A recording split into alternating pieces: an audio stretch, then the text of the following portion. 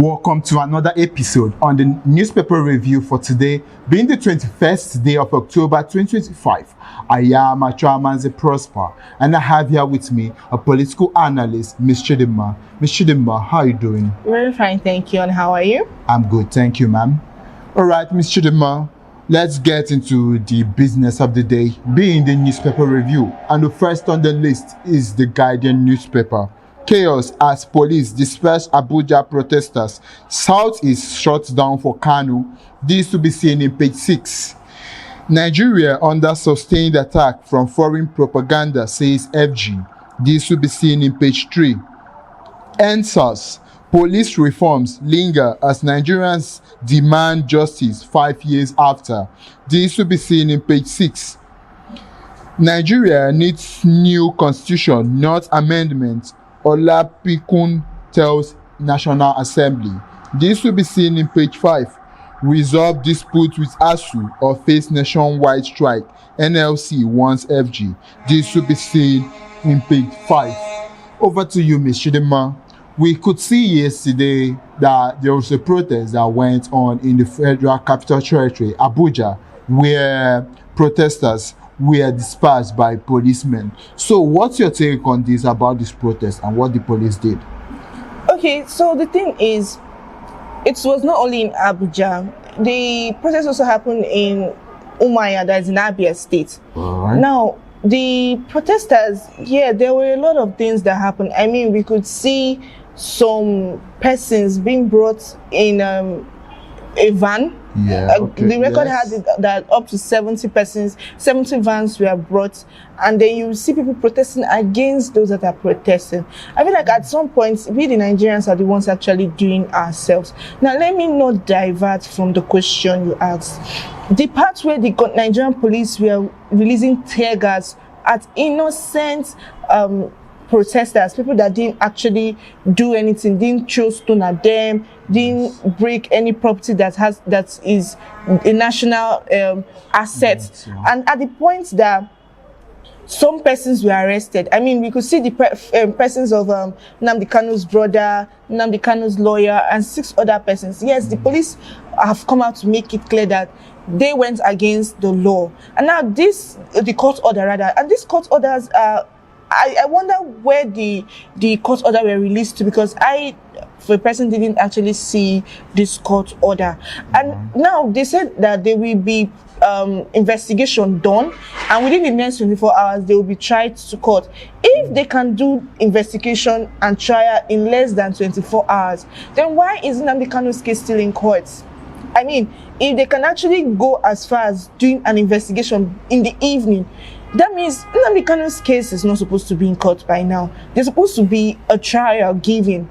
Now, the police went ahead to release tear gas, and now when the police or the military forces are supposed to defend the nation during a protest, is when the protest leaves what it's violent, and goes into something else, and not only becoming violent when they destroy properties of the nation. I mean, from the videos we saw, they didn't do that, and then you're releasing tear gas, and the tear gas alone has content that actually affects the eye, even affects the nose. Imagine if there were asthmatic patients in that scene. How would they survive? You don't give them inhaler, and then there was no apology done. In fact, the police were like, they should applaud them for releasing tear gas. They should applaud them for, not letting the civilians work on their legal rights. I mean, it is in the constitution that we are free to do the protest, as long as we're not destroying anything. Yes. Now, talking about the protest, it's not the first time. I mean, 5 years ago, we could see that during the NSAS protest, where the citizens and youth mostly actually came out firstly to talk about when SARS were disturbing. Allegedly, some persons claimed that they were arrested illegally, allegedly, while some were actually showing evidence of the fact that they will be harassed on the road, and some were taken into custody for no just cause. And also, during that time, we could see what happened during the toll gates. I mean, some persons were gunned down, some persons lost their lives, some persons were injured. Where is the freedom of speech again? If you try to speak out, if you try to defend yourself, you're either thrown into the prison, or tear gas is being thrown at you, or there is free release of bullets in the air, and then people go down, families cry because their loved ones died in the process. I mean, if at this point the police is supposed to be our friend, let's put it there.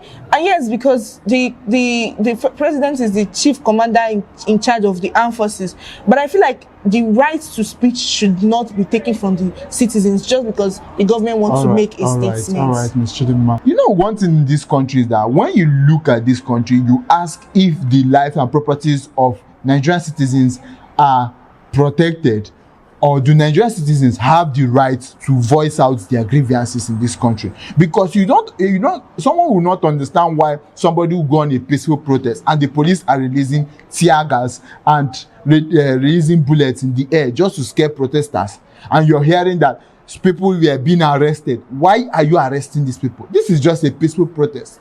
Nigerian government, most times, I think the Nigerian government should just do an evaluation, a re-evaluation in the police force and the security sector, whereby people who are mentally stable should be the ones that are supposed to be recruited there. That's just because that's what explains this. Because aside that, anybody who is mentally stable should know that this is a peaceful protest and they are not supposed to do such things by releasing tear gas and bullets in the air. That's that. Thank you, Ms. Chidinma, about your analysis. Over to the next newspaper. Vanguard. Don't use coup plot to silence opposition. ADC warns FG. This to be seen in page 25. We are shielding no ally. EFCC recovered 500 billion naira in 2 years, Tinubu says. This will be seen in page 9. Emami faults usage of Warri Kingdom by non-Ishekiri monarch. This will be seen in page 14.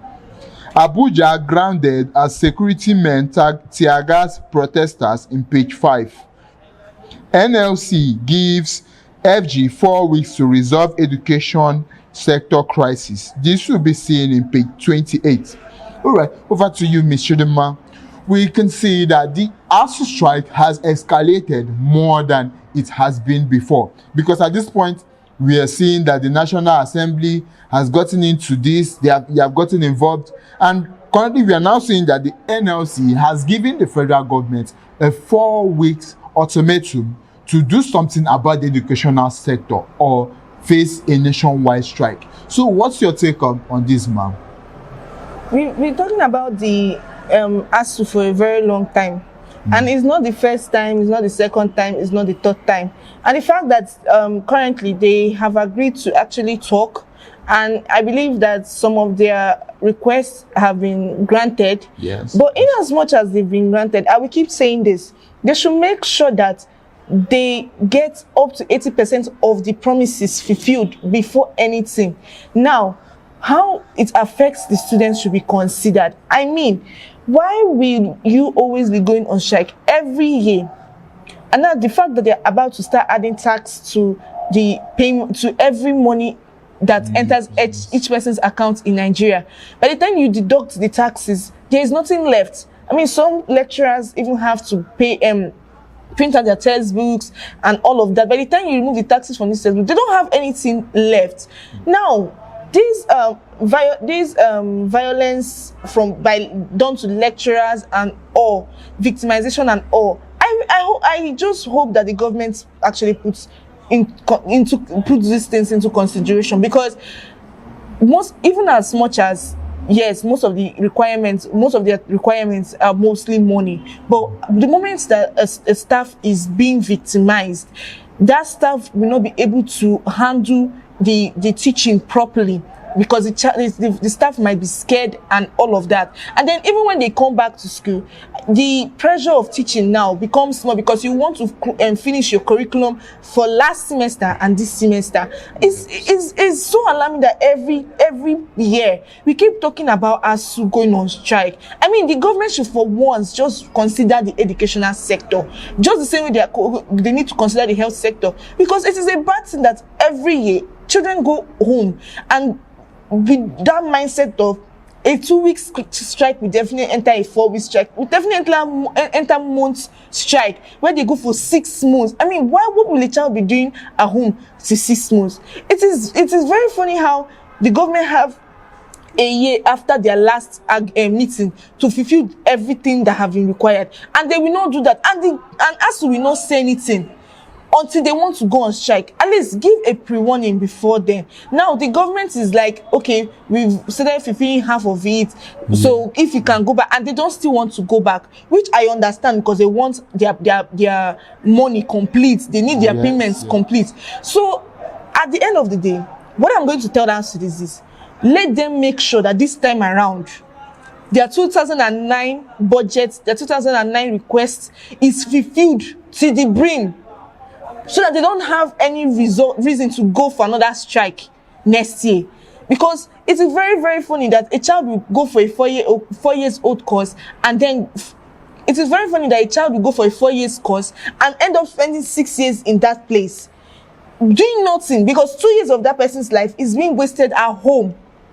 Let ASUU and federal government at the end of the day sit down and think this through, fulfill their request. If the federal government feel like some of the requests the federal ASUU is bringing isn't good, is not to their term, they should sit down and talk it out. Not every time they keep going for meeting that will never get resolved. Transportation, diesel, everything is being wasted and still no result from it. That's my opinion on this particular case. Thank you about that, Ms. Chidinma. So on this matter also, let me chip in something. Okay, actually today being Tuesday, they are supposed to have a meeting. ASUU are supposed to have a meeting with the NLC chairperson, the chairperson on the educational sector of the National Assembly, and the Minister of Education currently. And I think a meeting is ongoing currently. So we just hope by at the end of today, we will get the positive response and the positive outcome from that meeting. And one another thing is that we ASUU at this point, we should just, for my advice to ASUU should not call up the strike if their demands are not met to 100% this time around, because there is no need of saying we will call up the people should call up the strike, and whenever they call up the strike, after 1 year or some months, you hear again, federal government, you've not fulfilled this part of the bargain. At this point, they should just call it a truce at this whole issue, because they should just resolve it at this point and let everything be settled, so that students will no longer be experiencing this strike.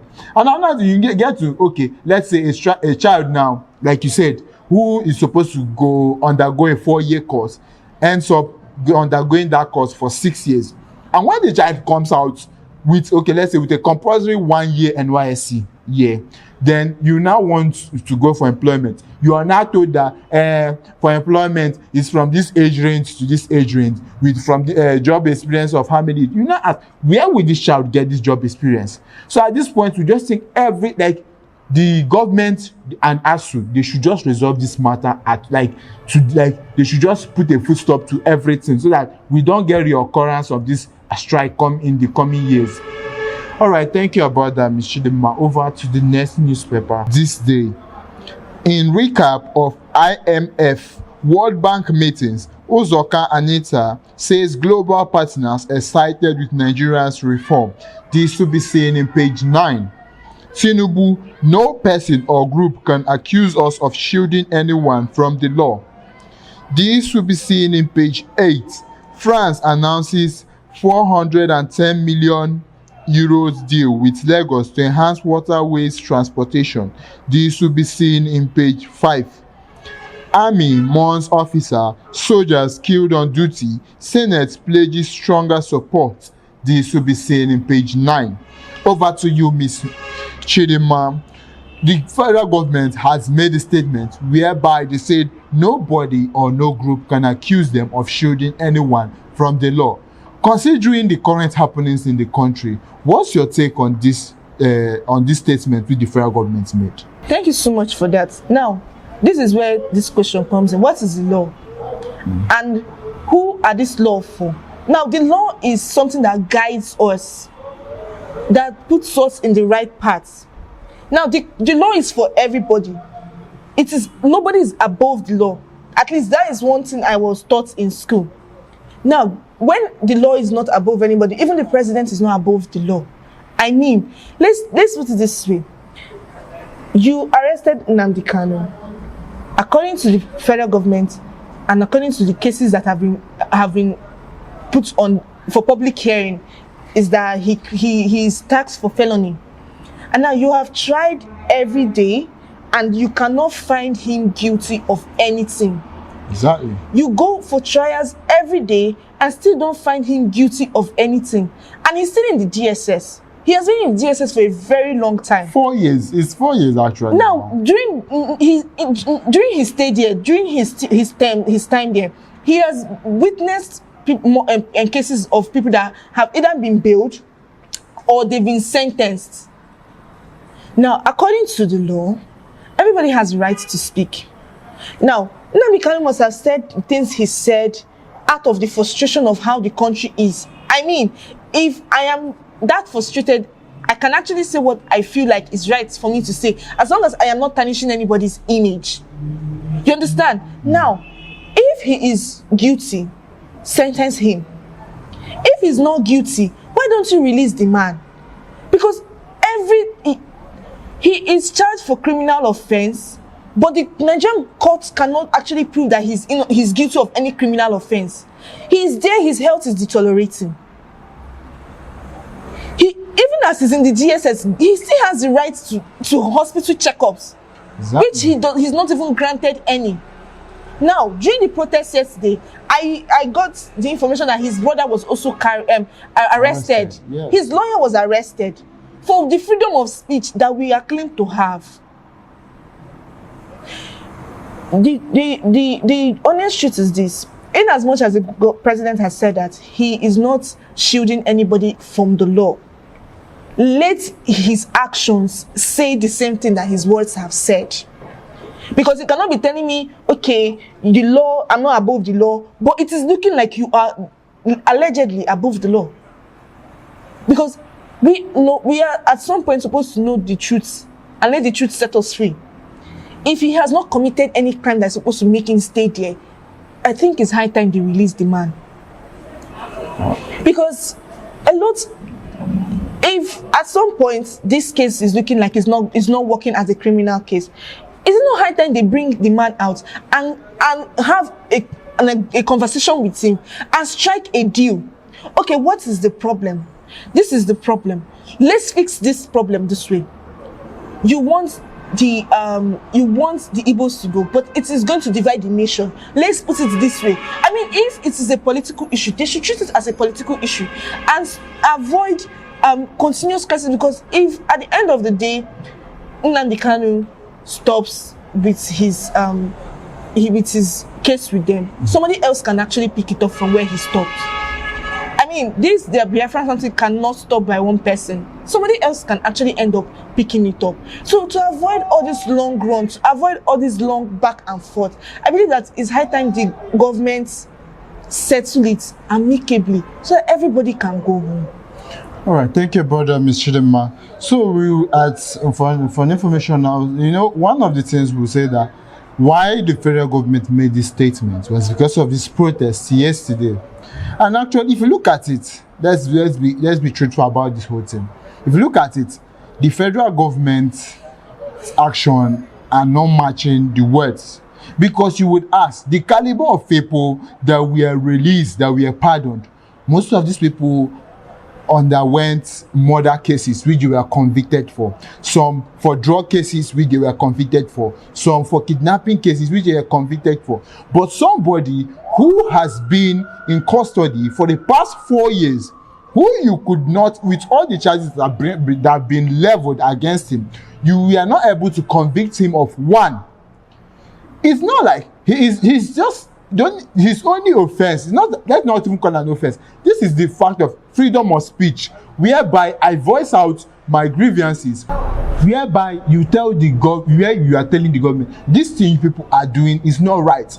For a fact, he was saying, don't he was saying that a region in this country are being marginalized, that the government should look into this, that things should be done equally. Oh yeah, let's bring this issue. There's somebody a man by name Sunday Igboho, who was also agitating for the independence of the Yoruba people, for the Oduduwa people. This man was arrested, but we can see that currently he has been freed for a long time. He has become free. Why is this particular person's own becoming different? For 4 years, for the past 4 years, you've convicted this man from the appeal court. This case was striked out. The Supreme Court upheld the case. And you've just been trying this person. Each time you keep on adjourning the case. You have not been able to convict this person for one of the charges which you charge this person for. So the government should not say that they are not shielding anybody from the law, because if you look at it from another angle, you can just see that some people are looking like they are above the law. So the government should do better and look at the people that did this protest yesterday and release this man called Nnamdi Kanu and show the people that nobody is above the law and nobody is being shielded from the law. Thank you about your analysis, Mr. Chidinma. And that's that on the newspaper review for today. You can be a part of this by putting down your opinion in the comment section. Do not forget to like, share, subscribe to our various social media channels. I remain your host, Achoamanze Prosper, and thank you, Mr. Chidinma, for that well-calculated analysis today. You're welcome. Bye.